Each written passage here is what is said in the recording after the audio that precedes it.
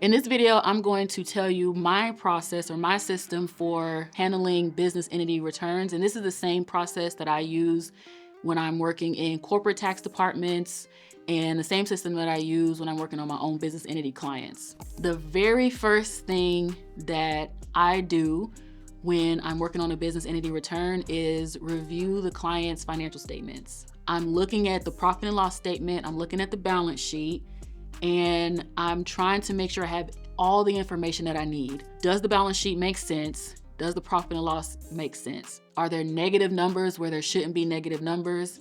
Do the numbers make sense? Is cost of goods sold a negative number when it should be a positive, or vice versa? What's going on those financial statements before I even put them on the tax return? Let's get those cleaned up. If I have questions, I'm asking the client for details. I want to know what is going on in those financial statements before I move on to the next step.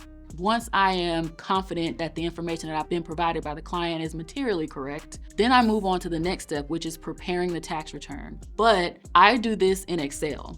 I have a template that I've been using ever since I started out working with business entity clients. It's an automated template where I can just drop the numbers in, and one page shows what page one of the tax return should look like. One page shows what the Schedule L or the balance sheet will look like. One page shows what the Schedule K should look like and how that should be broken out between all the different owners of the business. One page shows all the different adjustments that need to be made. And I do this in Excel before I touch the tax software because it's easier for me to visualize what the tax return should look like, and I can see all the moving parts. I can see, for example, on the tab that has the page one detail, what the numbers look like from the client's books, what adjustments I've made, what the return should look like, or what the number should look on the return.